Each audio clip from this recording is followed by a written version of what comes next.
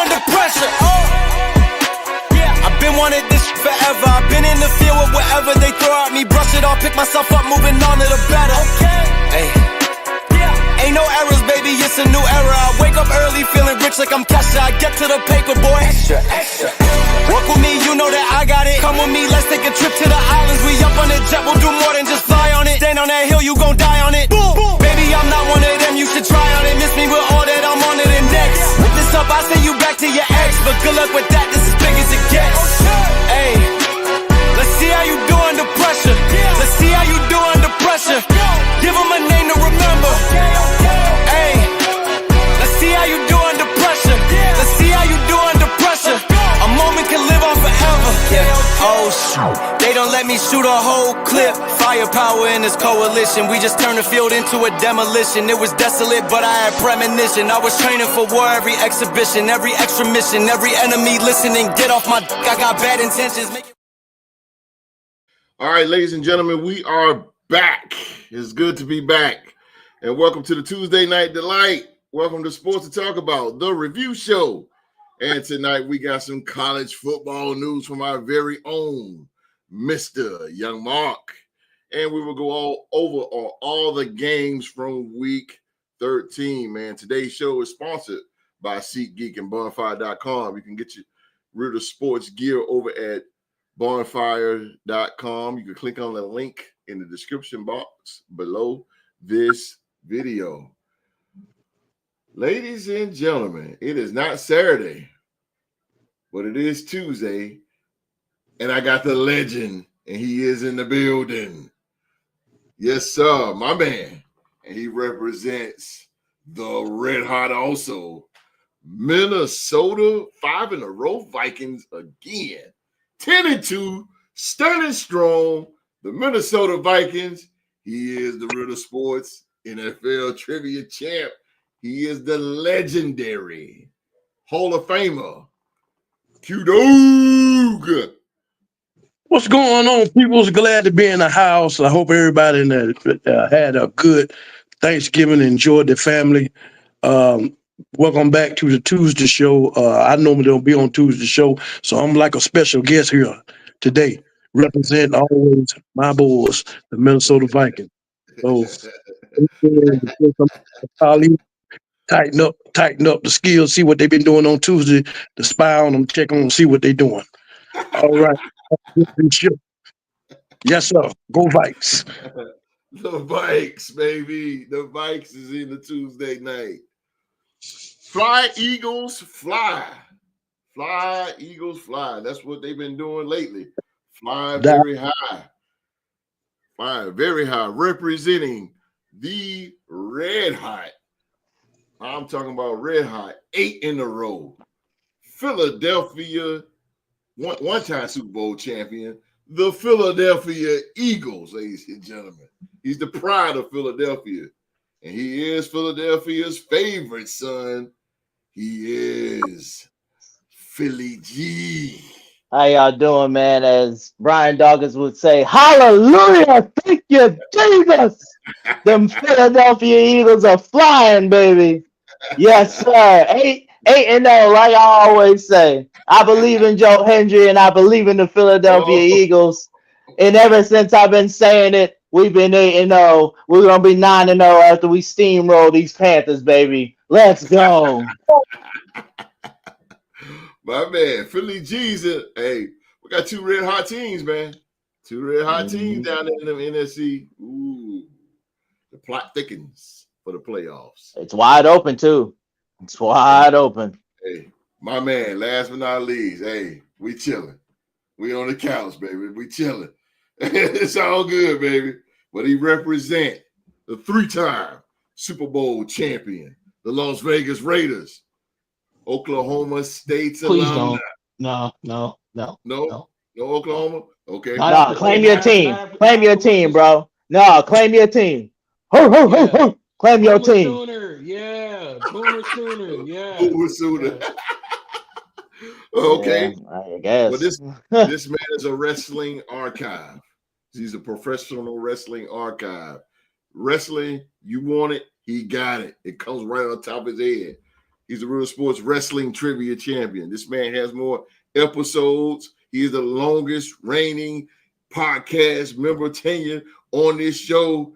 He is the host of On the Mark. He is the very talented, he's the very wise Mr. Young Mark.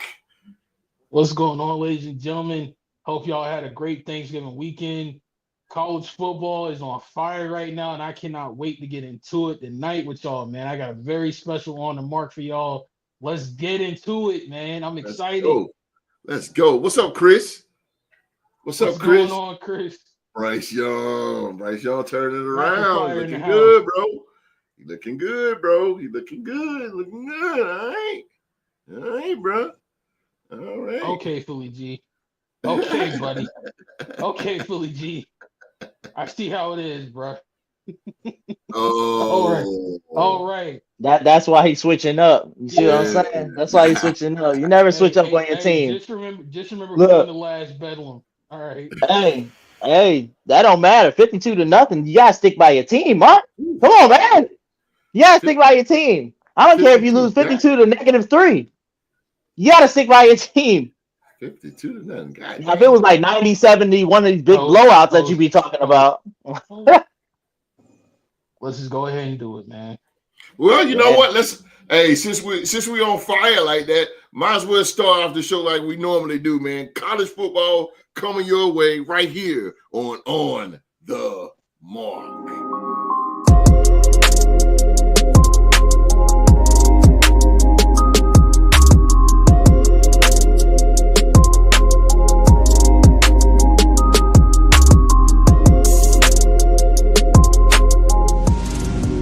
On the Mark with Young Mark is brought to you by the Real to Sports Podcast.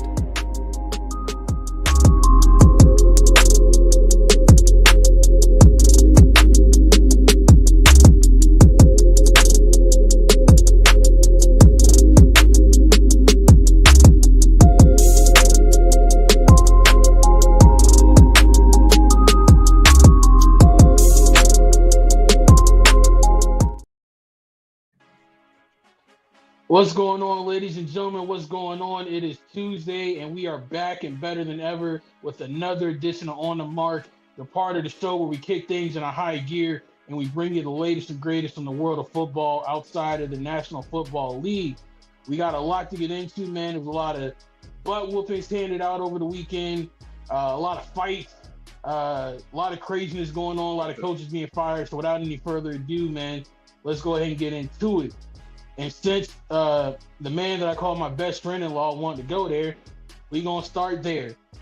Over the Thanksgiving weekend, on Black Friday, mercifully, the 2024 football season came to an end for my beloved Oklahoma State Cowboys.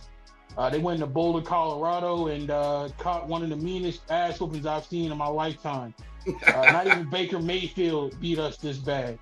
Shadur Sanders went off. He went 32 of 41, 438 yards through the air, and 5 touchdowns.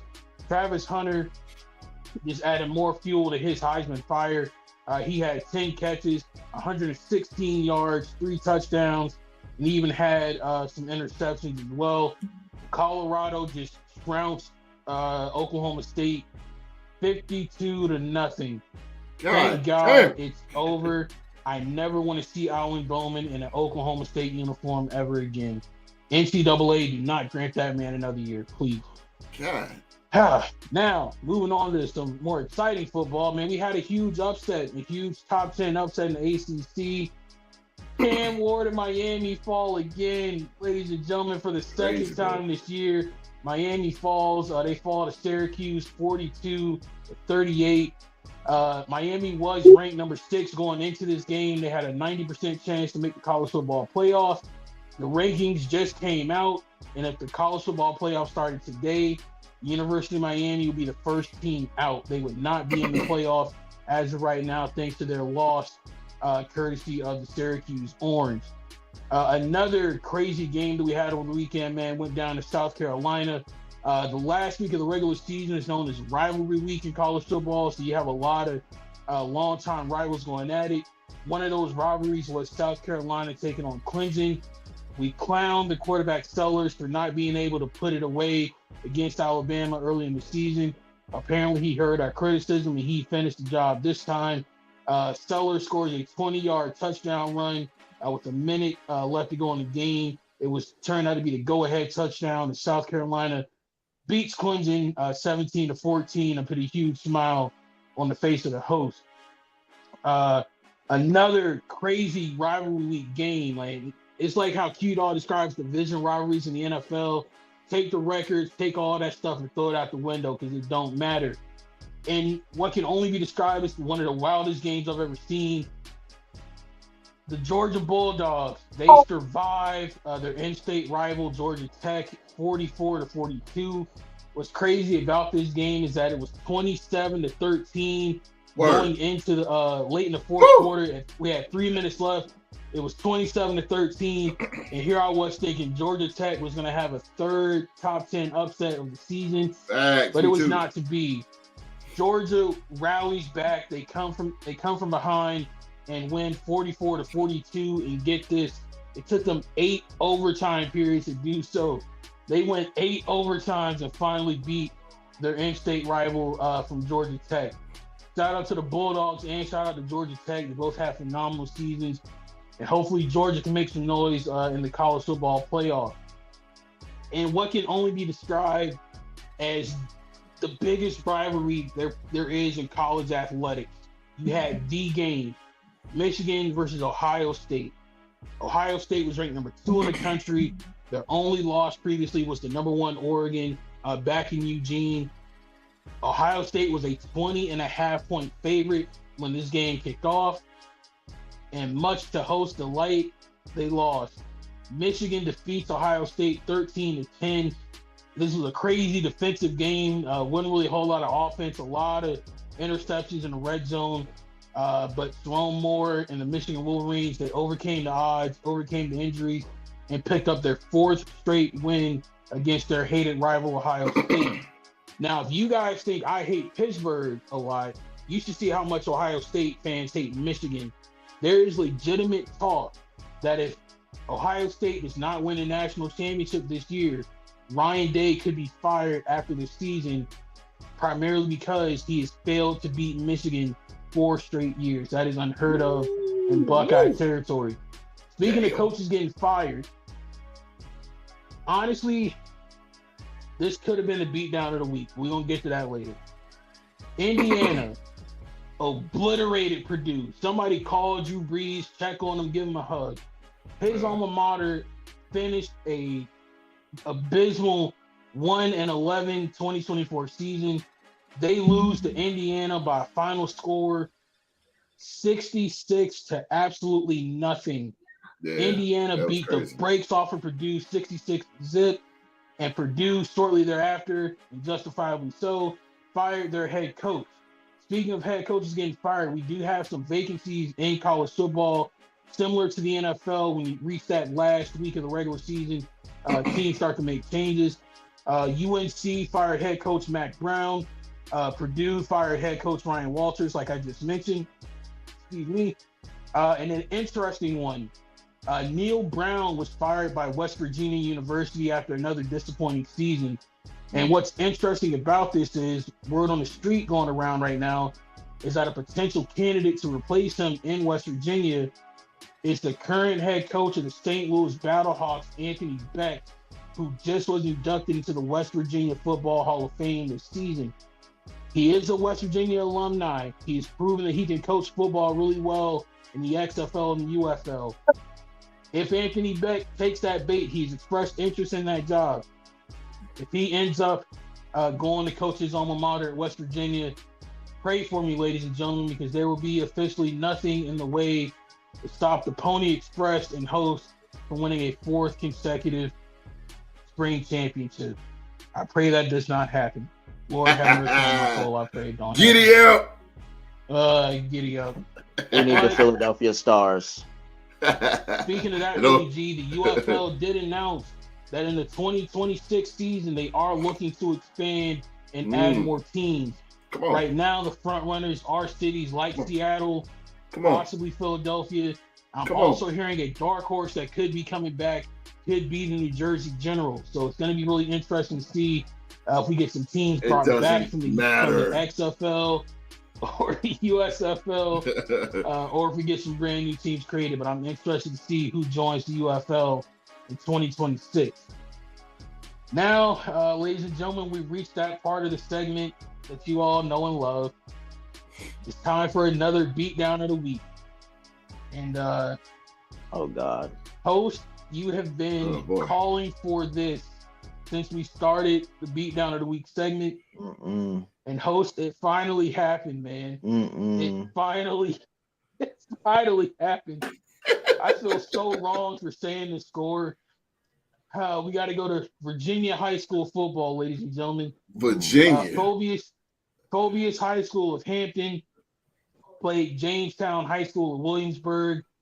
I do want to point out Jamestown's mascot, colors, and logo are that of the famous Philadelphia Eagles. But instead of Fly Eagles Fly, it was Cry Eagles Cry. Damn. Jamestown High School loses to Phobius High School by a final score. It's a record, ladies and gentlemen. The largest margin of victory we've ever had in the beatdown of the week. 104-0. They got beat 104, and they did not score a single solitary point. Not a field goal, not a safety, nothing. But here's where it gets interesting, ladies and gentlemen. Hold on, there's more to the story. So late in the game, Phobius was up 98-0, and they had a chance to run out the clock and end the game. But the players from Phobius, seeing how close they were to the century mark, encouraged the coach to let them score again, which they did. They scored the final go-ahead touchdown on the last play of the game to win 104-0.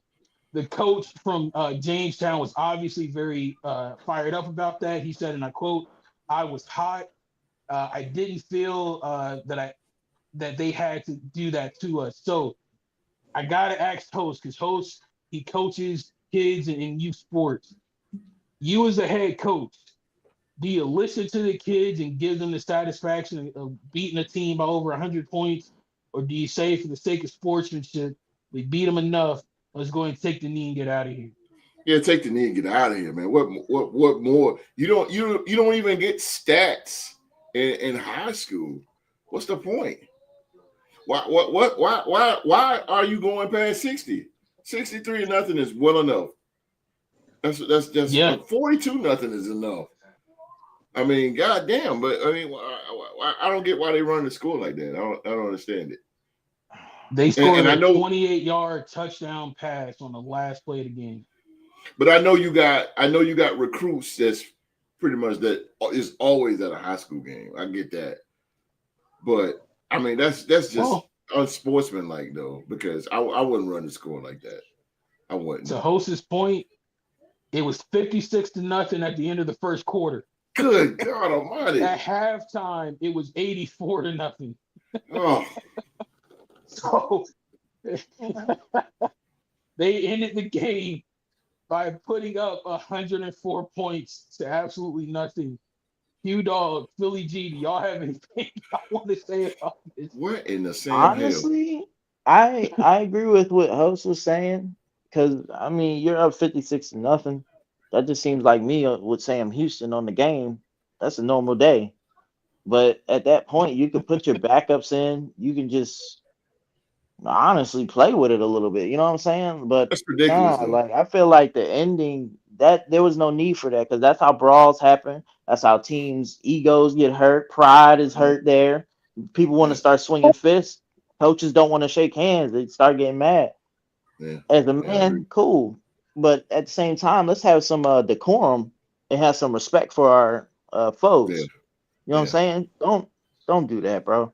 That's crazy. Yeah. It's also coming from the same man that put over 100 on Colorado State, by the way. But yeah, don't do that, bro. don't do that. That's crazy. I got mixed about that. I kind of feel like, that's how some people are.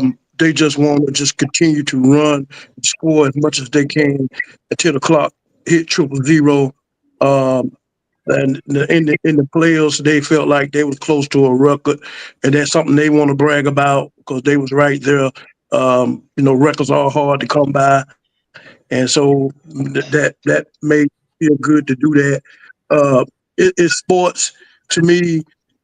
That's the object of the game is to outscore your other team. But when you see your team, it's just not the other team is just not going to be able to even try to hang with you even after halftime. Any other coach will probably just put in regular play because there's no way they're gonna catch up with that score the way they're playing. But some coaches feel like no, we're gonna put our foot on the pedal and just keep going. So I mean, I wouldn't get mad at it. I just get mad at my team that we wasn't well coached, we wasn't well prepared for us to get embarrassed like that, to have a record hang on our head like that. And so these things happen, you know what I'm saying? I mean, but it's just sports, you know what I'm saying? So I can't really I'm not mad at them for hanging up, scoring like that. I'm just mad. I look at the opposing team. Y'all got a lot of work to do, man. You got a lot of work to do. To say the least. The coach of Phobias did say, and I quote, when the game got to 98-0, he legitimately asked, why is the game still going on? He said after the game, I don't like it. I didn't like it. He didn't care for it. And he said that he hasn't accepted a single congratulations for that victory. So it sounds like he's shown remorse for doing what he did, but 104-0, man. That's going into on the Mark Hall of Fame. I dare any team out there to try and beat that. But before we get out of here, one quick announcement I do want to make to everybody. So this coming Saturday is the conference championship week in college football. On Sunday, we'll have the final college football playoff rankings revealed, where we'll know who's going to be in the college football playoff and what the matchups are going to be. So next Tuesday, on the season finale on the mark for 2024, we're going to go over the college football playoff bracket. And just like how we do in March for March Madness for college basketball, ESPN's doing a college football bracket challenge. I'm opening it up to anybody in the group, and I'll post the details about it in there later. If you know college football, come hang with us. Join the group on Facebook and see if you can correctly predict who will win the national championship in 2025. And I guarantee it will not be the Alabama Crimson Tide. Hold it. I cannot let you get out of here. I cannot let you get out of here without recognizing. Look. Wait a minute. You hold his ass, and I will beat his ass down. Hold it, Mark. I cannot end. We're not gonna let you walk out of here like that, bro. We're not gonna let. Nah, bro, you crazy, boy.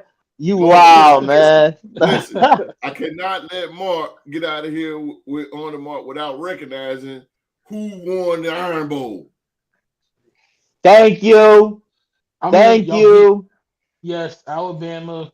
We beat South Carolina, who beat Clemson. We beat Georgia, who barely beat Georgia Tech. Get out of here with that. We in, baby. We in. If the playoffs started today, you guys would be going on the road to play Notre Dame. Absolutely. Oh, a team that we know very well. But a team that we know very well, host. A team that we know very well. Hell yeah. We whooped their ass a couple times. We gonna whoop their ass again. They favorites again. Oh man, it's about to be Eddie Lacy's game all over again. He's about to run all over them, baby. Them is on one. They're the number one team. They're the number one team in the nation. Congratulations to Alabama for winning back-to-back Iron Bowls. Roll Tide. Something I've never seen Oklahoma State doing better. So congratulations. 5 in a row. On the mark.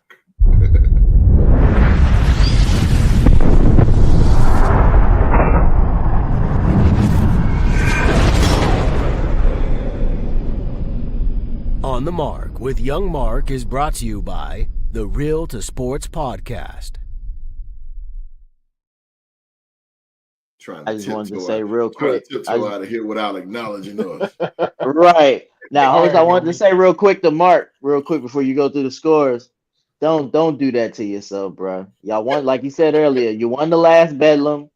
It wasn't much of a series like the Iron Bowl is, but y'all won the last Bedlam, bro. Y'all got the bragging rights, man. Hold your head up high. There's more future for. I don't believe what I'm saying. Oklahoma's trash. Oklahoma State is trash too. But yeah. All right, bro, baby, that's all I care about. We the playoffs. We're gonna make it.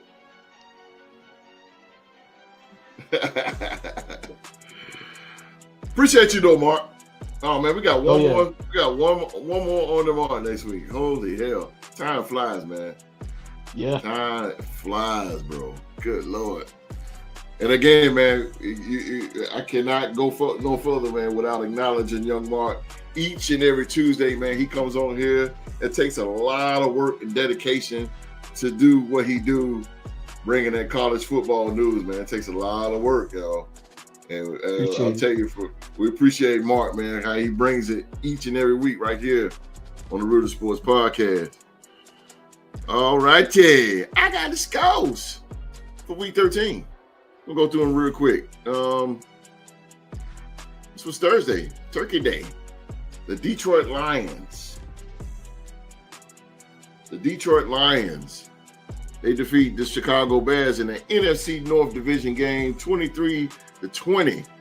Shout out to Caleb Williams, man. He has turned things around. Looking really sharp there, brother Caleb. Looking very promising for Chicago. The Dallas Cowboys, of course, they beat the New York Giants 27-20. The Green Bay Packers ran all over the Miami Dolphins by the score of 30-17. Dolphins cannot handle that cold. Couldn't handle it. And Black Friday's game,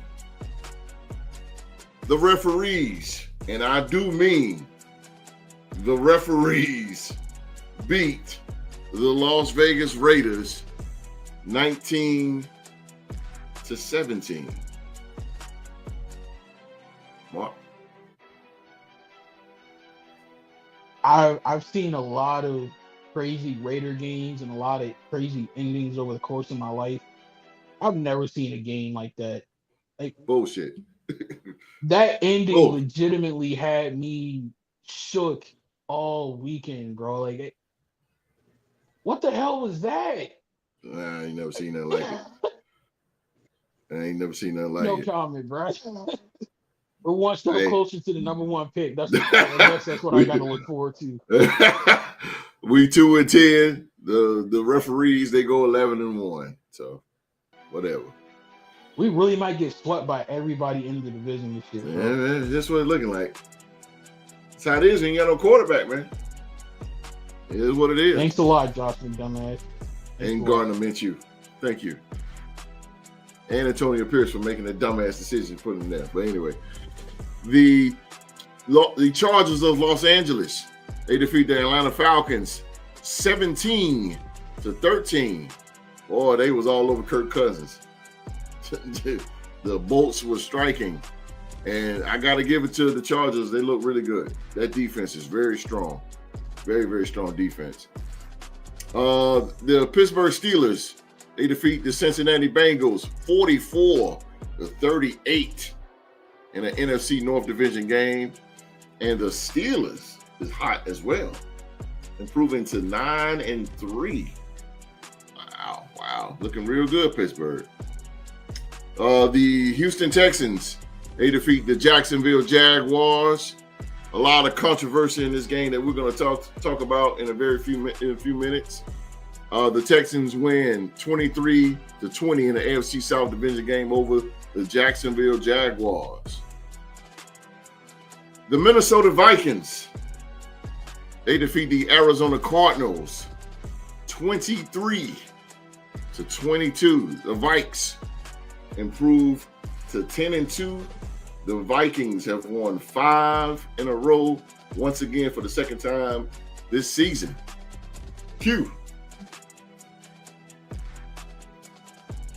How you feeling, Q? Oh man, I'm feeling pretty good. Man. That was like a playoff type of game. I respect Arizona. They're a tough, resilient type team. They came in. They did the first half. Kevin O'Connor made his adjustments. Went to a faster pace on offense. No huddle. Sam Darnold, I give kudos out to you, bro. You was out there throwing them lasers, my brother. And I want you to keep that up and show everybody that the reason why you was a first round uh, talent, just that you was in the wrong organization and you got up under Kevin O'Connor, the quarterback whisperer, and he has really gave you your second opportunity, your second chance in the NFL. So shout out to Kevin O'Connor for um, being a quarterback whisperer and turning men into molding quarterbacks into real professional, getting the best out of their talent. Yeah, shout out to KOC. Keep doing the things that you do.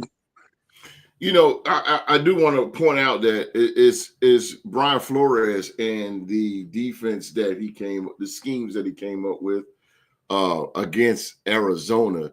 It's good that how the Vikes held the fort down at home, because Arizona was coming, and then they was coming very strong, but the Vikes, they held it down and got the win.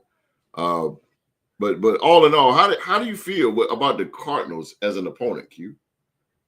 Are they something that you should look for in the playoffs? Is that No, a I team don't to be working with?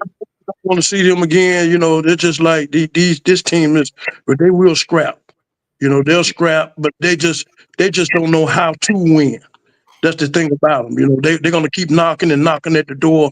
But when clutch moments come and when you got to have a certain play, I just don't think that's in them and in that team itself. Or I don't know if it's got something to do with coaches or the play calling, but that's the part that you see in them that's missing.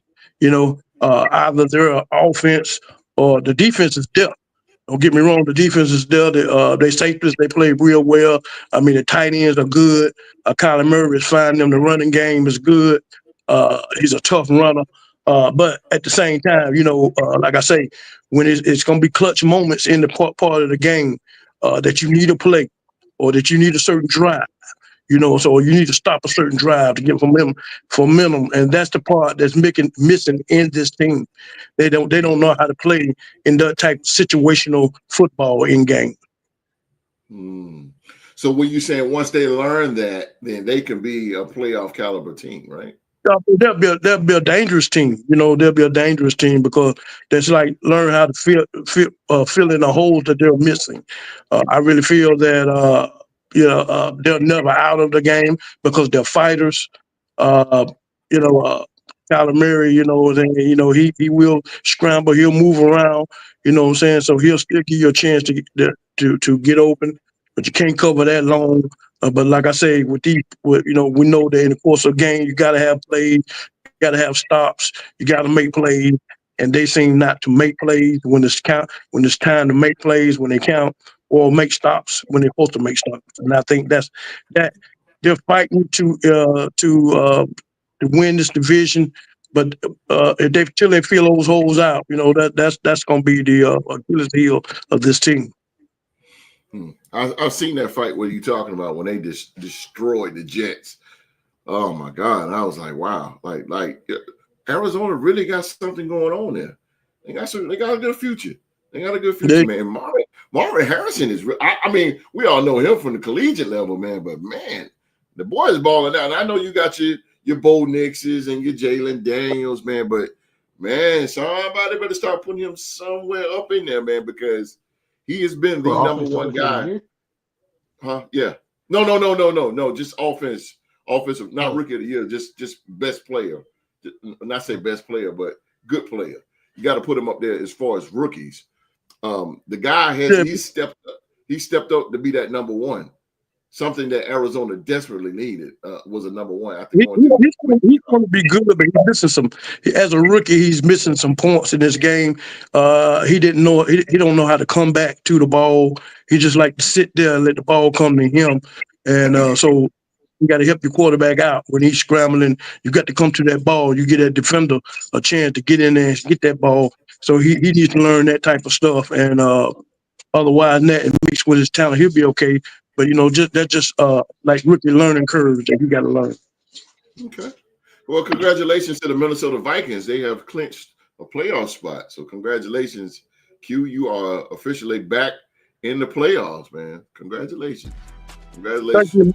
I appreciate that. Look, appreciate that, my brother. Yes, sir. Yes, sir. The Indianapolis Colts. The Indianapolis Colts, they defeat the New England Patriots. Very close game, 25-24. That's another team that hangs around a lot. And they've been playing pretty tough too, the New England Patriots. The Seattle Seahawks. I love it. Every time the Jets lose. They defeat the New York Jets 26-21. The Seahawks are 7-5, leading the NFC West division right now. Now the current leaders. The Washington Commanders, they smack the Tennessee Titans 42-19. 42-19. The Tampa Bay Buccaneers, they defeat the Carolina Panthers 26-23 in an NFC South division game. The Los Angeles Rams, they defeat the New Orleans Saints 21-14. And Sunday night game, the Philadelphia Eagles. This was a bird fight. The Philadelphia Eagles, they defeat the Baltimore Ravens 24-19. And the Philadelphia Eagles have won 8 games in a row, improving to 10-2, and are now sole number 1 leaders in the NFC East division. Philly G. I want to start off by saying, I remember when we were 2-2, and a lot of people were saying, "Oh, I don't know, the Eagles are nah." I remember saying to y'all before that bye week that we were going to come out of the bye week hot, or we were going to come out whack, and we weren't going to be who we are. 8 straight wins. Yeah, I feel confident in this team. But we're going to talk about the Ravens game. Honestly, there's a few things that I took away from that. If it wasn't for Justin Tucker missing a few field goals, I'm not going to sit here and say that we would have lost, because we would have played hard and got other touchdowns. But that was the reason why we won. Defense stepped up when we needed them, and Cooper DeJean has been talked about a whole lot this past weekend, and probably the rest of this week going into the next game. The tackle that he made on Derrick Henry. I just want you guys to hear this, the difference in weight and stuff like that. We all know Derrick Henry is a big guy. He's 247? Yes, Cooper DeJean is only 198 pounds, man. And a rookie just went up there and got up on the veteran and got the tackle. I love Derrick, but I love Cooper DeJean more. He made a hellacious tackle. Not hellacious. He made a great tackle. I'll say that. It wasn't hellacious. That's kind of hellacious when you tackling Derrick Henry. Yeah. But as we talk about Cooper DeJean, let's talk about Zach Bond, who has turned it up a whole lot. Man, he's got the defense going great.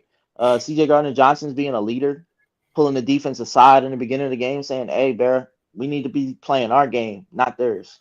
We need to play a little bit with more physicality." You know what I'm saying? And we did that.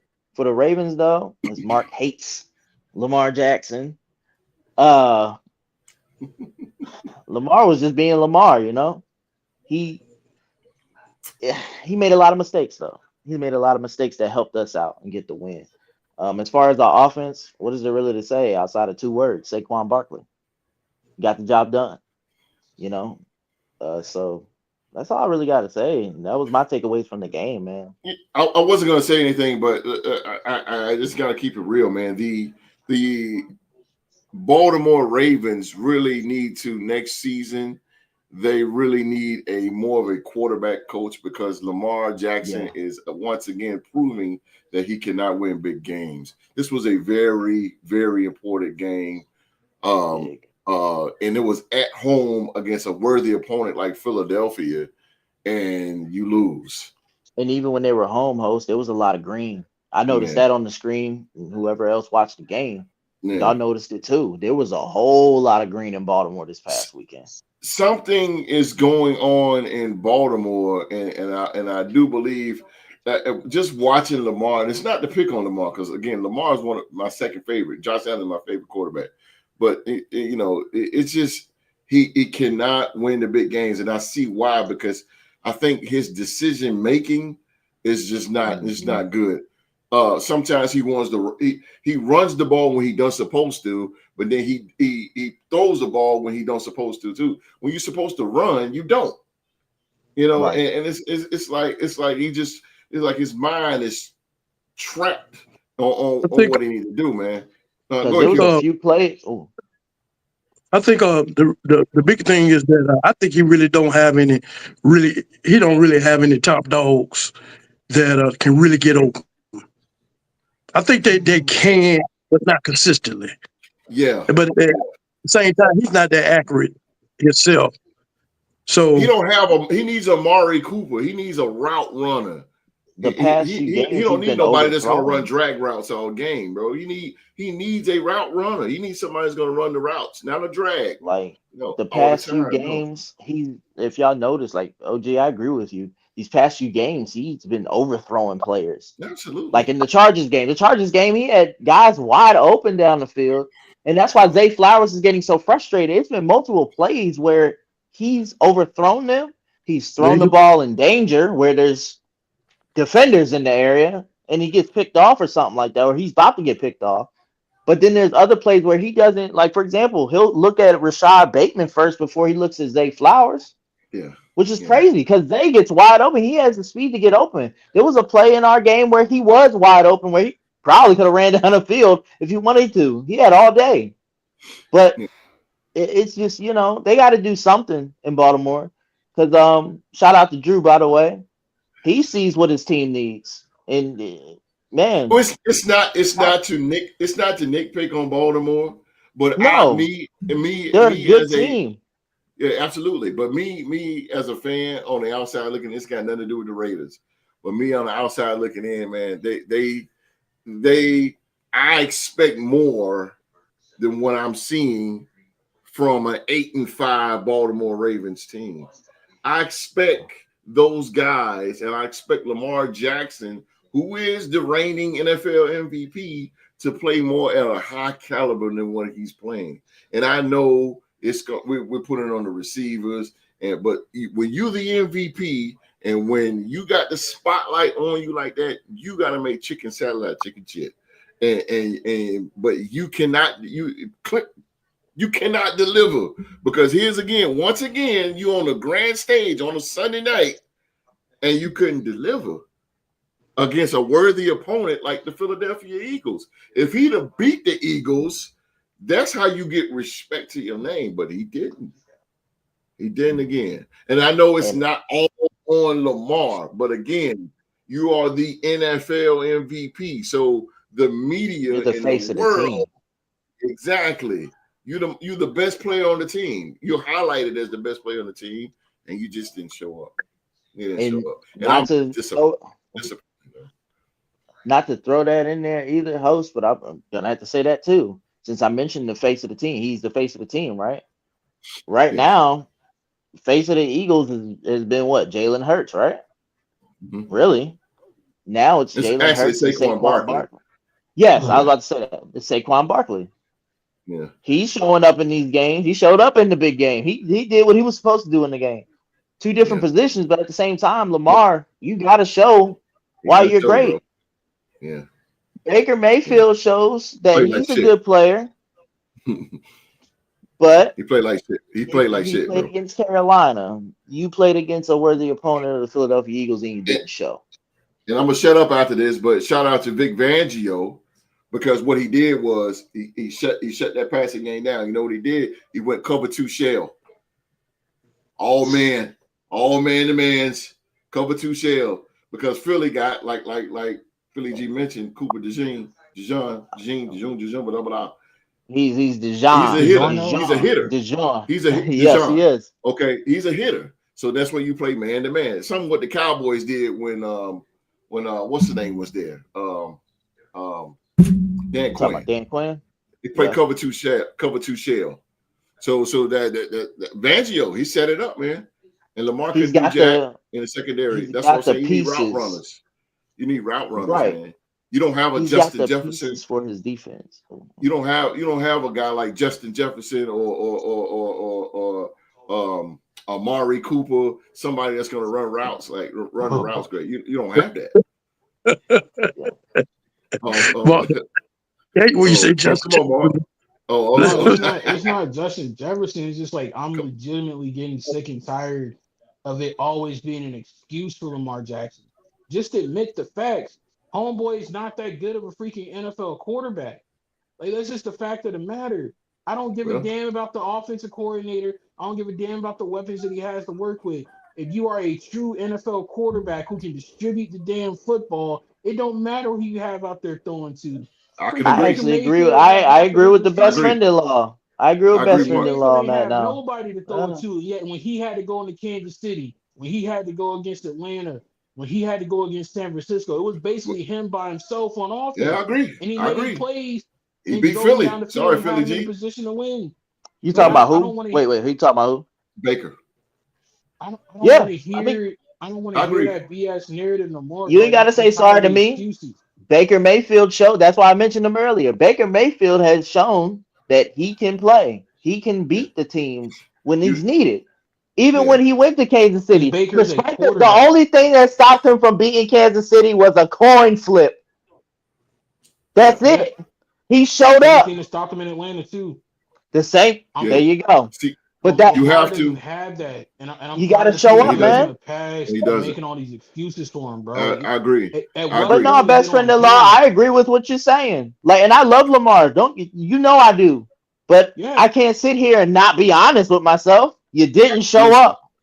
I can't put him in the category right now with the quarterbacks or the likes of Jared Goff. I can't put him in the likes of Josh Allen. I can't put him even with fucking Bo Nix. I can't even put him with Sam Darnold. Like you just can't. But those guys are quarterbacks. You can't. But those guys won on big stages. Those you guys can't put them in. You can't put them in there with Jalen Hurts, Baker Mayfield, Jalen Hurts. Hell, Jalen Hurts. Jalen Hurts. You can't even put them in there. No, Jalen Hurts has won important games. He's won the games that he needed to win. Sam Darnold has won games that he needed to win. Sam Darnold has shown it, and I'm happy for him. 3 touchdowns against San Fran, and he turned around and beat the shit out of the Texans. And Brock Purdy. We got Brock Purdy to that. The quarterbacks. Three of the quarterbacks you mentioned, host, yes, sir, who have played better than Lamar, were all 3 quarterbacks who were taken ahead of him in the draft. Those GMs need to be apologized to and given their flowers because apparently they made a good decision by not taking him. He isn't that good of a quarterback. Yes, sir. And don't mention that. Drew to the game to understand that, bro. Like, it's not. We traded Harbaugh, that pick. It's not Harbaugh. It's not the offensive coordinator. It's not T. Martin, who's his quarterback's coach. At what point is Lamar going to learn how to play quarterback? From Tennessee? Yeah, that's his quarterback coach. When is Lamar Jackson going to learn how to play quarterback in the National Football League? Yeah. Me personally, I don't really like. I don't really like to see him play. I just don't. I mean, because it's just like he's just running around the playground and just running around like he's in the playground, and he really, at the end of the day, he don't get positive results with big teams, and you're not going nowhere. And so it just get to the point where, like Mark say, it get pointless that knowing that he's not that good of a quarterback to elevate your team to get them to where they need to be. So I don't really like watching them. I picked Baltimore to go to the Super Bowl, but I'm not picking them anymore because like, again, I'm not down. I'm not critiquing them to the point where I'm talking down. I'm really disappointed because Baltimore is a great goddamn team, but number 8 is the biggest piece of that team, and it's not there. It's not there. It's not there. The guy cannot win against big teams. This is his third game now he's blown. Pittsburgh, He can't Philly. beat Pittsburgh to save his life. No, he can't beat Pittsburgh. That's the He's second supposed time to he's be. lost to. That's what I'm saying. You're NFC supposed to be.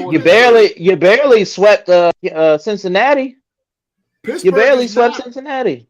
Pittsburgh is 9-3. They're 8-5. You supposed to beat Pittsburgh because you're supposed to catch them. You was leading the division. Now Pittsburgh is leading the division on account of you.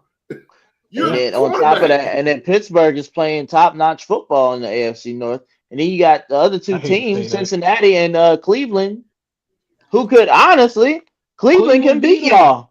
Cleveland beat them. There you go. Yeah, Cleveland did beat them. Damn. So yeah, you might get swept by Cleveland. Bro, like you got outplayed by Daniel Jones. You done lost to Gardner Minshew. You done lost. And that's sad. Winston. Mark, say that first name again. Dog. Mark, say that first name again. Daniel Jones was the first NFC quarterback to beat Lamar Jackson. Daniel Jones. You lost to Gardner Minshew. You choked a 10-point lead against Gardner freaking Minshew in the year of our Lord 2024. And in Gardner's defense, he had way less to throw to than he did. He only had Brock Bowers?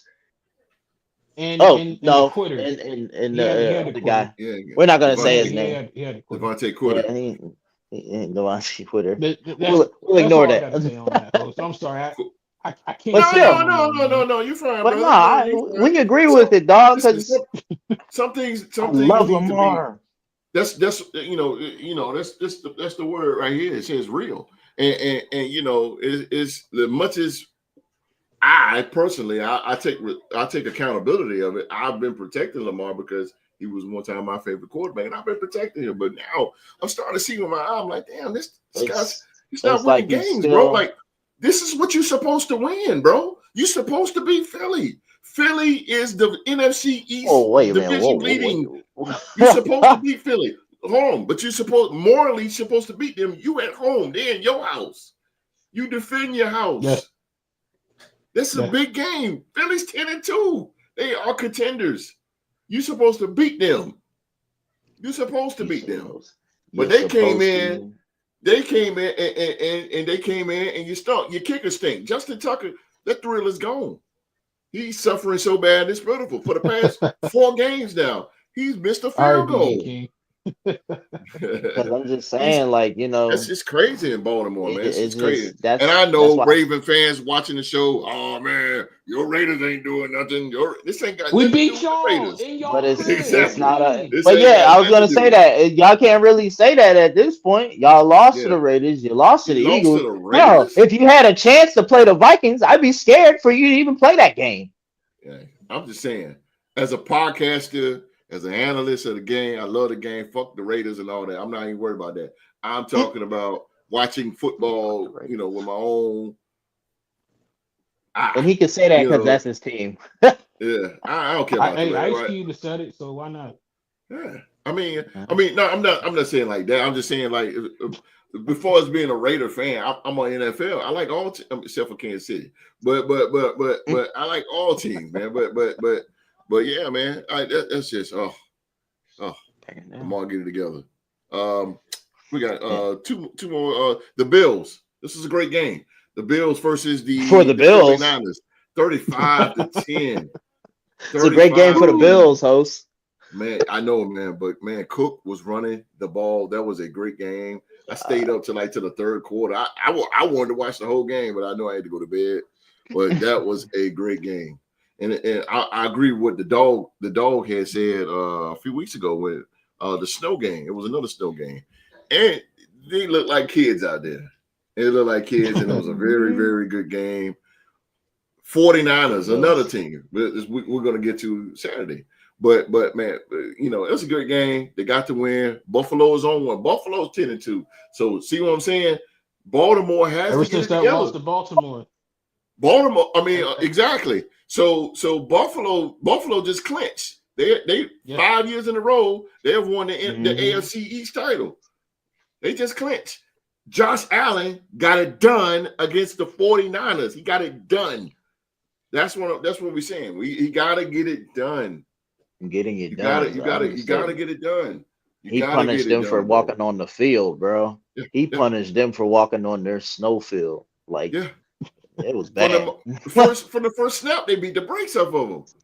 They beat the brakes off of them. So that's how you get it done. That's how you defend your home. That's how you defend your home. There's no goddamn way that 49ers was going to come in there and beat Buffalo. There was no way. There was no chance in hell. No chance. No chance at all. Great game. And the last game, which was last night, no chance. The Denver Broncos, they defeat the Cleveland Browns 41-32. Great game. Jameis lost them that game. Jameis, but the thing about it is, Jameis, and I know I don't want to put. I'm gonna put it like this real quick. That as bad as he's playing, he's starting to.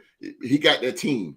The team supports him. The fans support him. As bad as he played, he the only thing about him, man, he'll throw. He threw 2 pick sixes. Well, without that, he would have had 500 yards passing. He threw 3 touchdowns. Imagine if he threw for the 6. I think he had 4 touchdowns. Huh? 4, I thought it was 3. 4? Yeah, he set the franchise record for most passing yards. So as bad as Jameis Winston is, and I wouldn't say he's bad. I just think that he needs to be more aware of of his targets or whatever. And he got to watch those linebackers because they jump his route quick. It might be his look off. It got to be his look off because they jump his route. They were jumping him. They were jumping because that was the problem with Jalen Hurts. He couldn't look off defenders. Give a shout out to McMillan, the cornerback from the Denver Broncos that ran the touchdown in. He's from my hometown, Winston-Salem. Went to ECU, so he's a good guy.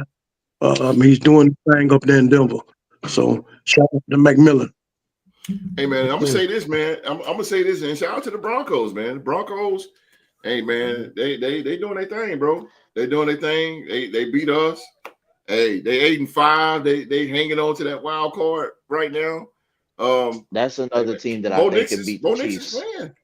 Bo Nix is playing, man. I gotta give him credit, man. That play action, what he's doing coming out and Sean Payton was just doing those boot plays. Hey, I gotta give it to him, bro. That defense is on one too, man. The defense is on one. I give him a hand clap, man. I got no beef with the Broncos. The Broncos. I honestly think that that's a team that could beat the Chiefs. They might be one of the teams that are my favorites to go to the Super Bowl from the AFC. You could. Anything can happen. Anything can happen right now. They keep rolling. They're gonna go 12-5, bro. They're in the division, so they gotta play them 2 times. But you know what? You know why, Philly G? Philly G, do you know why you said the Broncos can go to Super Bowl, right? You know why? Yeah. Because of the opening the Baltimore Ravens did. If the Baltimore Ravens closed that gap, Denver wouldn't be able to get in.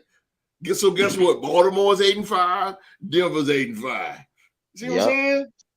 And Denver's playing. It's all a map that draws right to the Lombardi. It's all a map. But Denver's playing like a well-oiled machine. They have a quarterback that's not going to do what Lamar's doing now. He's not overthrowing his teammates. There might have been some passes where his teammates dropped the ball, but Bo Nix is throwing on point. He's making the runs that he sees. Whenever he sees a hole, he can run through it.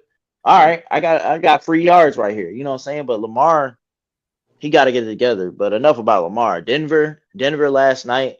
Bro, I don't know what to tell you. Denver is just one of those teams that will never say die. You know what I'm saying? So it was nice. Shout out to them. And shout out to the Browns, though. They had a hell of a game last night. Yeah. Hell of a game. Shout out to Njoku. Njoku's looking good, too. So it's a big dude, man. Cleveland's all right. Cleveland's all right, man. But Denver, that guy in fantasy. From AFC West, from the Raiders, man, I gotta tip my hat to the Broncos. They're doing good. Mm-hmm. Doing good here. All right. Before we get out of here, man, big discussion that's been going on in the headlines in the NFL, and it was. And I said earlier when I brought up the Houston Texans versus the Jacksonville Jaguars. First of all, these two rivals. It was an AFC South division game, but Trevor Lawrence took a massive hit from Aziz Al-Shaair. Right, Al-Shaair.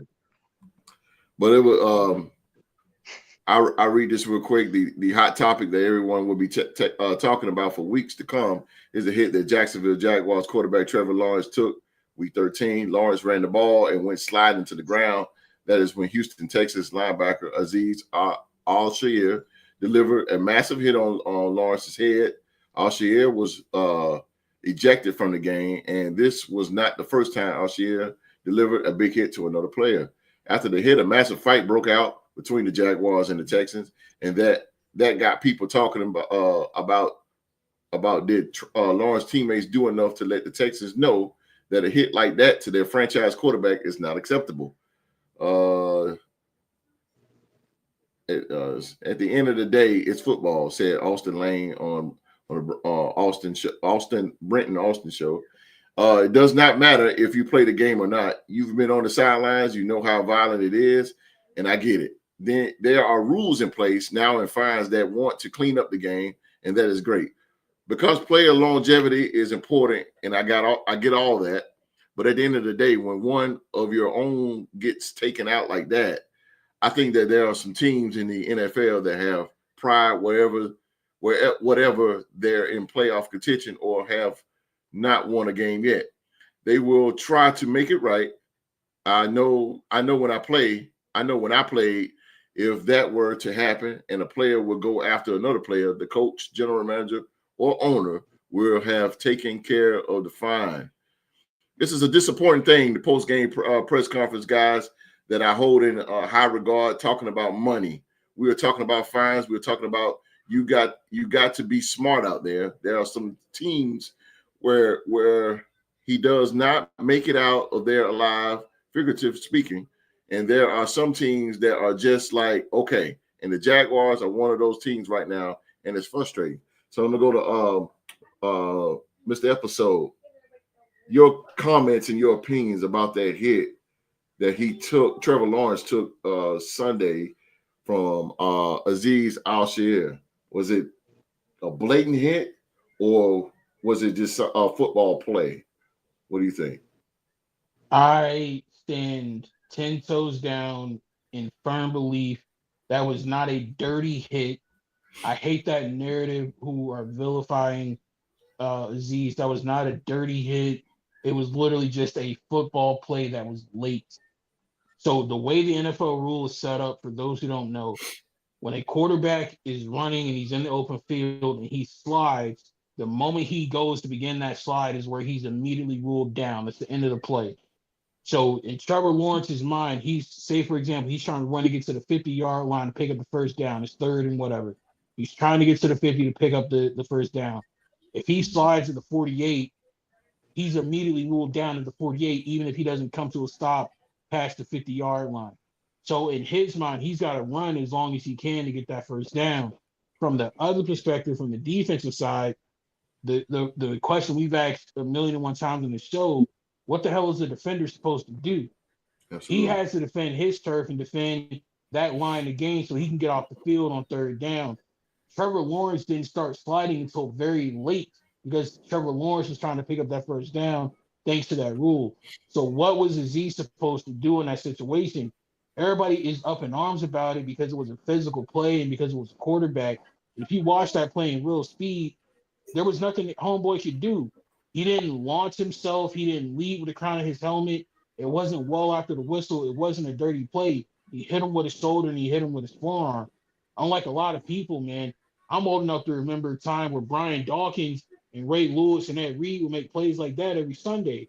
So yes, I just hate how we've gotten to the point where football and football fans become so soft that anytime a defender shows any type of physicality, it's always an issue. If a defensive lineman hits a quarterback, it's always roughing the passer. If a dude gets hit on the sideline trying to go out of bounds, it's always unnecessary roughness. was Aziz just supposed to stand there and let Trevor pick up the first down and then kiss him on the cheek to get him down? Like again, what was he supposed to do? Defensive players rarely get a chance to hit a quarterback, whether it's in practice or in the game, because of all the protections, because of all the penalties. So anytime that quarterback takes off and he's in open field, every defender is licking their chops because I finally have a chance to hit the quarterback. So if you don't want to get hurt, I understand that player safety. I get that. Concussions are a real thing. I've had one myself. I had to go to Duke Hospital to get medically cleared to play football again after I had one. I get all of that. But in this particular situation, that wasn't a dirty play. If you want to see a dirty play on the quarterback, and Q-Dog can vouch for me on this, and Host probably can too, go back to 1986 when Charles Martin laid that hit on Jim McMahon. That was a dirty play. Yeah. And Dominican Sue stepping on people on the ground well after the whistle. That was dirty. Those were dirty plays. He stepped on What Brett Favre. Aziz did to that quarterback was not a dirty play. He was just late getting that hit in because Trevor Lawrence was so late in beginning his slide. Kenny Pickett, I feel like, ruined quarterbacks being protected on that slide forever. When he did that fake slide in the ACC championship, defenders literally were up in arms like, what are we supposed to do here? So I'd rather hit the dude and then face the consequences for it afterwards than letting him pick the first down and I potentially lose my job. So I think the suspension should have been less about the hit and more about the two fights that he started after that hit.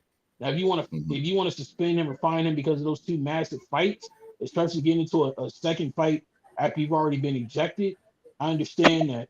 If you want to bring up his history and his record with unnecessary roughness penalties, I get that.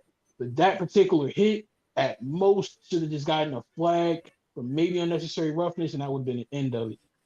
To call him a dirty player and to say that was a dirty play, y'all blowing that mess out of proportion, bro. Football fans got to toughen up, man. Q, what you think?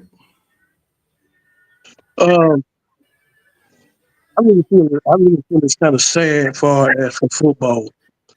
I think we have gotten to the point where we're trying to understand we're trying to eliminate gruesome hits, but we got to understand the history, like Mark say, Hunter's history of football. When you try to take that away, you're trying to take away from defenders that can't hit. We don't see it as much as we used to, but it's going to become a time when, we're going to see hits like that. And so there's two things. One thing that I can say that in this time and era, that if you don't want to see quarterbacks get hit like that, put in an implement in a rule that a quarterback can't run. Good point. You stop him from running. Every time he runs, a penalty. Then you ain't got to worry about it no more. He either get rid of the ball or he gets sacked. 1 to 2. But then again, if he get hit a certain way, something else, you're gonna complain about that. So my thing is this: that the people, the Texans, that their player, he hit him. So what do they say? Do they say that's a dirty hit, or they say that's a good hit? They say that's a good hit, but the Jaguars say it's a dirty hit. Now, what if it was all the way around? Texans would say that's a dirty hit. Jacksonville would say that's a good hit. So my thing is this: it's just football. At the end of the day, so he got whacked. He took a lick. He got his jaw messed up. So but it's just the fact that it was him, the high-profile quarterback, of the Jacksonville Jaguars, and so. But if he'd have jumped up like nothing went wrong and came back to the auto, would nothing been said about the hit? Absolutely. Wouldn't nothing be said about the hit? So we got to get away from that. We got to get away from this soft acting of football because, we're not seeing it as much as I used to see it back in the day. I used to see it every Sunday. Somebody getting whacked. Wasn't no big deal. You go to the sideline, you crack that smelling salt on you. You better pick it. But now it's different. They don't want the little kids to see it. Look, girls will start watching football now. So everything is gruesome. Everything is just the fact that they're laying down there and they're gathering around them. And like I say, we got teams going to fight because, like I say, the The offense think that's a dirty hit, but the defense said that's a good hit. So they're going to protect. They call themselves protecting their players because that was that was not a dirty hit to me. That was just a clean. That was just a hit. Got clapped. That's just the name of the game. But we're going to see that again. Not going to be the last time. So what did they do? If you don't want to see it again, implement a rule where the quarterback cannot run, and I guarantee you won't see that no more. You won't see it. Put it in there when y'all have y'all scheduling for the summertime, and when you change things in the NFL, implement that rule, and then you ain't got to worry about it, bro. So if you want to get soft, then get soft. Protect your quarterback, protect it that way. But my thing is that we got to stop, and I mean, I like it. I love it. I love it, bro. Okay. I love it. It's football. I like when they lay you out there like that. As long as you don't die, you all right. I like that's the only thing I like. I like it, bro. Lay them out every week. Stretch them out. Yeah, stretch them out like they're doing the snow angel. Stretch them out. I want to see more of that. Yeah, bring it on. All right, Philly G. I don't care who it is. I don't care if it's somebody on my team like that. You really took a hit. I mean, Jordan Adams took a hit in the end zone by the safety from the for the Texans, for the Titans. I mean, that was a BS call. Yeah, that was a bullshit call. Yep, yeah, that was a bullshit call. But it was gruesome. He knocked him off his damn boots. I swear he did. He gave Jordan Adams a goddamn knocker though. He knocked the hell out of him. But hey, I like that hit. I like that damn hit, boy. Hey, he damn near that's what John Madden called a decleater. Yeah. That's what man used to call it, a decleater. Knock your cleats off, baby. You know what I'm saying? I want football. I want football to get back to that type of shit. But that shit got back. But I love that type of shit. Hell, knock it down. That damn helmet rolled down the field 20 yards. See, I like that shit, boy. Yeah, bring it on. But stop. I mean, this is football, baby. Come on now. Let's do this. Q wants to see a power drive. I got you. I get what you're saying. I get what you're saying. I'm saying, but hey, you know what? Hey, look here, check this out. I seen a couple times when they tried to pick them up. I mean, we playing the Titans. They were trying to pick them up and try to power drive that in the ground. You know what I'm saying? They was bringing the damn pain on our ass. You know what I'm saying? But I was like, hell yeah, I like that shit. Bring that shit on. Hell yeah. That ain't gonna do but make them tougher. You know what I'm saying? Jordan Adams took two damn hits in that game. He took 2 hits. Mm-hmm. They knocked him off his ass now. He a little light in the ass though, but hell, he hung in there. He played big boy ball. But see, that's what I'm talking about, man. We really bring that 70 shit back and fuck all these flags and damn suspending defensive players because the damn ones get stretched down the damn field. Fuck that. Bring the ambulance up. Pick the motherfucker up. Let's roll. Let's play ball. Let's go. Hell, he ain't dead. Shit, he'll be all right. Wise damn jump up. He'll be all right. It's football, baby. That's glad. Let's do it. So when I seen it, I was like, ooh, damn. When I said, ooh, that motherfucker got his shit, he got his goddamn block clock. I like that. So I was smiling like hell. I said, hell yeah, I like this shit like that. Hell yeah. Shit. It is what it is, bro. Bring that long-term shit back. Yeah, let's do it. Hey, bro, I ain't really got nothing to say about it. I'm not gonna sit here and say I'm not gonna be on the other side where it was goofy. Fuck that. I want to see more hits like that. Bring it on.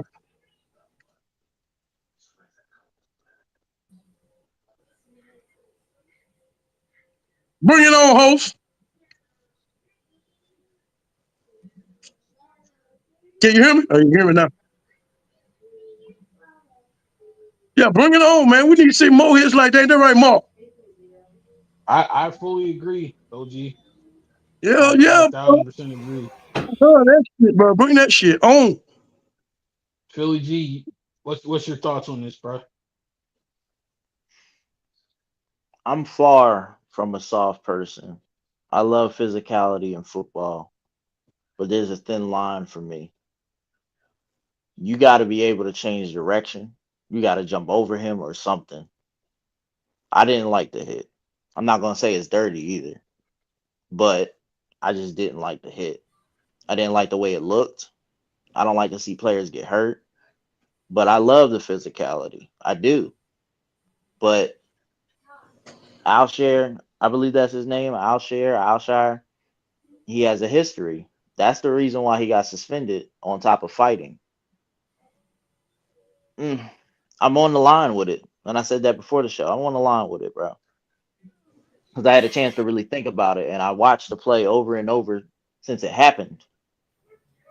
I just don't like the hit. The hit just doesn't look good to me. He's already given himself up. You need to. I'm not saying you're going to stop. You're not going to stop running full speed. I get that. Change direction, jump over, try to do something. Just don't lean in on a hit. Period. That's all I'm saying. That's how I look at it. Like I said, I'm far from the softest person. When I was younger, I didn't care. I was just like OG and Mark. I did not care because we had somebody by the name of Brian Dawkins on our team. We had Sheldon Benjamin wreck the hell out of Reggie Bush, who was crawling on all fours. I seen men hit like Brian Urlacher. Like, bro, I grew up around the physicality, but there's a difference between physicality and letting up a little bit. If he would have got the first down, so the fuck what? The game goes on. That's how I think about it. Here we go. So Here we go. Here we go. Let me Dak Prescott this thing. Here we go, real quick. I personally think it's a football play. I mean, Trevor Lawrence is 6'6", right? 6'6". He's a tall guy. Yeah. So he's trying to slide. And I'm with Richard Sherman on this because Richard Sherman, when the Cincinnati Bengals played the referees that year, and the controversy was the pass interference, Richard Sherman said on his podcast, shout out to Richard Sherman, that what does a defensive player supposed to do? What are you supposed to do? You got momentum. You got a guy that's running at him. I don't think there's anything or any reason why you need to take out the quarterback. I don't see any reason why that's not nobody don't even do that no more. Try to take out the quarterback. That is not it no more. This is not the 80s. Now back in the 80s, by the guy named Lawrence Taylor and Mike Singletary, the Midway Monsters, and all those guys. Yeah, that was their objective, to take out the quarterback. Not anymore. It was momentum. You can't stop though. I mean, it's momentum. I'm looking at the play. You can't stop. Trevor Lawrence is a tall guy. He's 6'6". So you big tall guy and he's like 6'3". And so you up on them and you smack him. Big deal. Football is a contact sport. It's a contact sport. It's a physical sport. That's why I said I'm on the line. Exactly. I get what you're saying, Philly G. But, it's a physical sport. I mean, stuff's going to happen. But, and I agree with Mark. I so agree with Mark. Because in the media, and I'm looking at it right now, it says Jaguars fall to Texans amid dirty hit on Trevor Lawrence. See how the media hypes that up? You see how the media is changing the game? You see how the media is changing hit. They have changed the game so bad that look at the Pro Bowl. Guys don't even hit in the Pro Bowl. They play two-hand touch or flag football or something like that. The media is changing the game. The media has changed. That's why you see more fans now in the NFL gravitating to the UFL. Because the UFL, they play freely. They actually hit. I mean, to a certain extent. No, sir. They hit in UFL. They hit. No, I know. I'm saying but if the referee sees it as it should be a flag, they'll throw a flag. But it's kind of like the old school days. If it's a flag, I'll call it. Or if I feel like it's a flag, I'll call it. I know we say old school. We use that term strongly, but there's no such thing really as a unless you coming like this or coming at full force. That's a dirty hit. Or if you try to drop kick somebody. That's a guy named Vontez Burfict, who hit Antonio Brown. Like, come on, man! It was a football play, like Mark said. Ray Lewis when he hit Ocho. That's football play. Brian Dawkins on Crumpler. Joe Theismann broke his leg. Lawrence Taylor. It was a football play. Mm-hmm. Joe Theismann don't hold no grudge against Lawrence Taylor for that because it was a football play. And when then you on top step of on that, he that was the field, first guy that called for an ambulance. So, yeah, you know, when you step on that field, you better know that something. You got to know in the back of your head that something's going to happen. When you're a quarterback and you're running the ball like that, you got to know something's going to happen. It's physical. Tua Tagovailoa, he just took a hit this year. Nobody said that was a dirty hit. He got cracked. It's not a dirty But hit. I think he is part of the problem in the sense of like because all of his concussions have been so violent and on such a prominent stage, I think he's made people hypersensitive to Yeah, physicality, especially on defines quarterback. violent. it's crazy. It's crazy. I don't think it's a blatant hit. And I agree with Q and I agree with Mark that it was just a physical play. These are grown men. These are big, strong guys that's competing on a field and they're running at top speed, and that's what you're gonna get. And I'm pretty sure that Trevor Lawrence is right now in his home right now, don't feel no type of way about it. But the media is the one that's planting the seed. The media. Trevor Lawrence knows. Come on, man. You know. All the times you've been cracked in the University of Clemson by us. Yeah. But, come on, man. I agree, man. This is why the game is weak. That's why you can't hit Pat Mahomes. You can't hit him. God. You just got to let him run. Glad that wasn't him. Yeah, you see what I'm saying? It locked him I'm up. glad. Man, I'm trying not to be that asshole. But if it did happen to him, you know what I'm saying? it'd be terrible. I still would feel it would be terrible, OG, because I would still feel the same way I feel about Trevor Lawrence's hit. I'm on the line with it. You're playing a physical game. I get that. But at the same time, we can try to redirect or something. That's why I said what I said. Okay, I Philly looked G, at let me it. say this, Philly G. Let me say this. When I was playing basketball, high school, it was a fast break, right? Fast break, and I'm trying to catch up. I'm trying to do the LeBron, trying to catch him behind, trying to block the ball behind. And my arm, when I came across, I tried to block the ball, and I hit him in the back of the head. I didn't try to. It just happened. He didn't get Accidents mad. happen. I mean, no, I'm just saying. I'm not saying this is an accident. I'm not saying this is an accident, but it's part of the game. There you go. That's why I say I understand it. Where you guys are coming from, why y'all agree with each other. I get that. I've been watching football all my life too. Like I said, I love the physicality of football. There's been many plays where Mark, we disagreed on that. Where it should have been, what is unnecessary roughness, or what is it, Mark? Passing interference. What is passing interference? Yeah, that's another one. Where I've said there's been multiple times where you have sent me a video on Instagram or something, and I said, "Nah, dog, that's not passing interference," and you would sit there and be like, "You don't think that's passing?" You know what I'm saying? That's what I'm comparing it to. Mm-hmm. It's part of the game. It's all part of the game, bro. It would be a situation like that, Philly G, but I think like what's really triggering is when people keep labeling it as a dirty play and him as a dirty player, bro. That's where I'm starting to disagree. It's not. That's where I get fired up. And I'll admit, I said it at first that it was a dirty hit, but like I said, I kept replaying it and watching it. I'm like, all right, I could go away from it being a dirty hit. It is a football play. You're playing a physical game. But there was something that he could have done. Probably. But you're running full speed, so I'm not expecting you to stop. You can't do that. You got to do something at that point. No, you just continue to play football. You're a football player. That's what you play on defense. You continue to play what you know as a kid to stop the opposing person from gaining yards. And so my thing is that if you don't want these quarterbacks to get hit running the football, implement a rule that they cannot run no more. It'll be a penalty if they run. But then that's another thing, OG, that people are going to complain about. Why? Quarterback can't run no more. I mean, but you keep them. It's damn if you do, damn if you don't. You gotta take this or you gotta take that. If you gonna let the quarterback run, he has to be able to get hit. That's I understand it.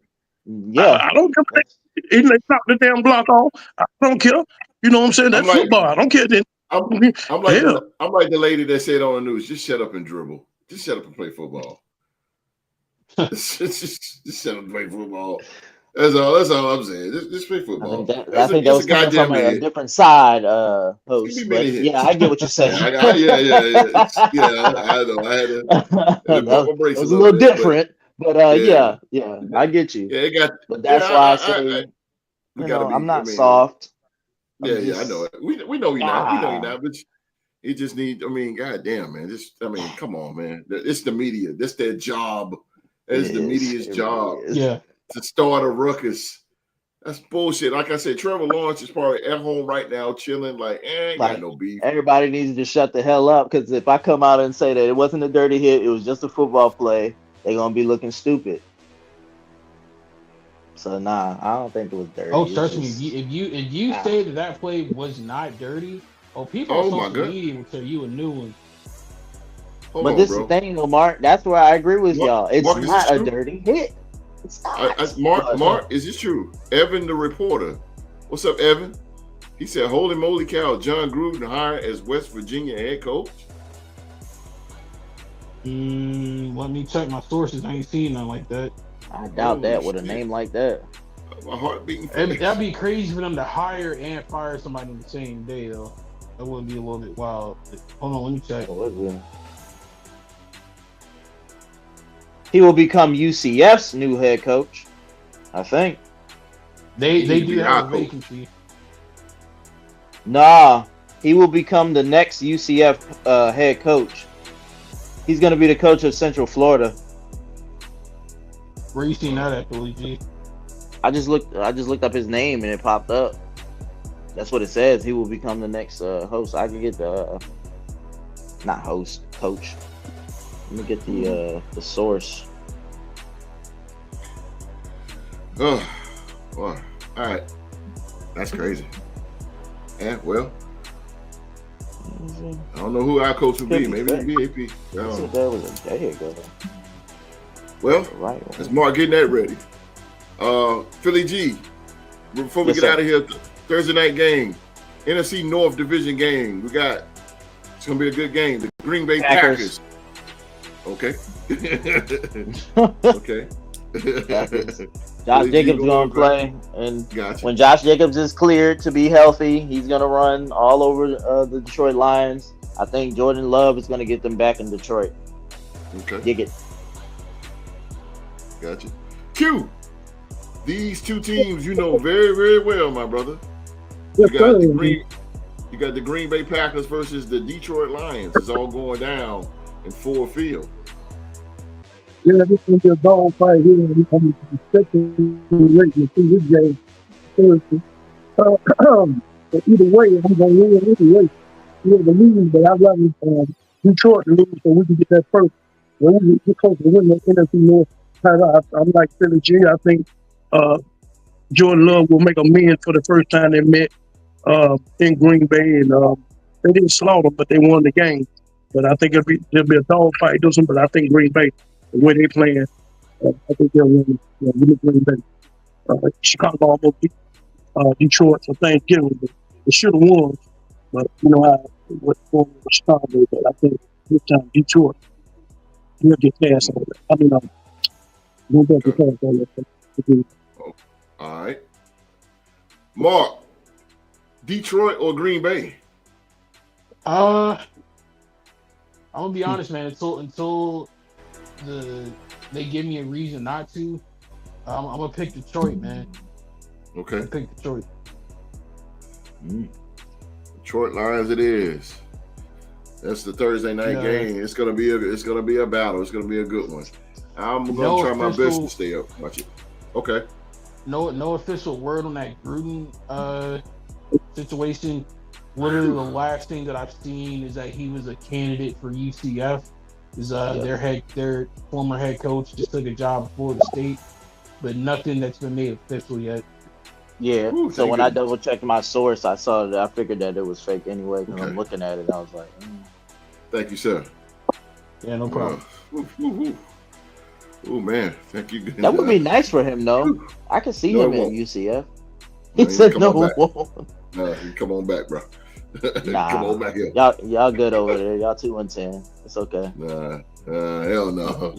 Y'all gonna figure it out. Hey man, we got no king of picks for week 13, man. But there will be one for 14 for sure.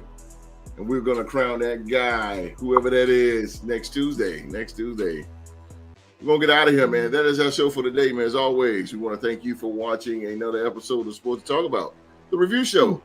Please remember to give a generous thumbs up to Philly G, Mr. Episode Young Mark, and we got coming in tonight, man, the legendary Q Dog.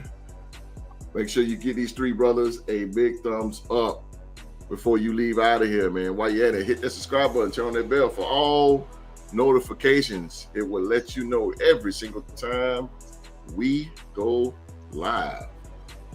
I got the dog in here, so I might as well end with the dog on a Tuesday night. I appreciate that. Thank y'all for tuning in the Tuesday night. As the NFL, as we get closer to these last few games, these 5 games, a lot of them got a lot of playoff implications. It's really going to get some really exciting football for y'all to really watch. These games going to go down to the wire starting Thursday, and then continuing on as we start to line up these playoff brackets. So this is the most exciting time of football. So stay tuned in. We're going to try to give you our best analysis on Tuesdays and Saturdays. And this is where it gets down to the nitty gritty. So thank y'all for tuning in, and we'll see y'all Saturday. And I'll be in the house Saturday. And this will be our anniversary Saturday. So we're looking for all y'all to blow up this live chat for our anniversary. Let us show us some serious love in the live chat. Ready, Red, all the boys, where you been? Come on in, baby. No, that's right. And shout out to the dog, man. We appreciate the dog coming through on a Tuesday night. He didn't have to, but he hit me up and he was always ready to go, man. So we appreciate you, Q, for stopping by the night on this Tuesday. We appreciate you, man. And thank you for your football analysis as well, brother. Thank you. Thank you so much, man. And like he said, man, Saturday is a very monumental show for us, man. For us, it is our 3-year anniversary show. And we want you all to come on back this Saturday and celebrate it with us. Of course, we're going to talk some sports. And as a matter of fact, we're going to have an NBA discussion. And we're going to talk about Christian McCaffrey and the San Francisco 49ers. And Matt Eberflus was fired by the Chicago Bears. Who should be as the right he should person? Have been. Who should be the right person at the helm for the Bears in 2025, man? We're going to talk about all that and more. We're going to take a couple trip down memory lane for 2024 for this podcast, a couple episodes, and share some memories of the show. So we're gonna definitely bring it, no doubt, man. Again, man, we're gonna thank you guys for 3 years. 3 years coming up, 3 years, man. So Saturday, 1 p.m., the 3-year anniversary show will be kicking off. Until then, man, support mental health and never fight it alone. Everybody around the world, man, it's cold outside. It's cold outside, man. So everybody stay warm. Stay warm, but please be safe and stay safe. And that's an order.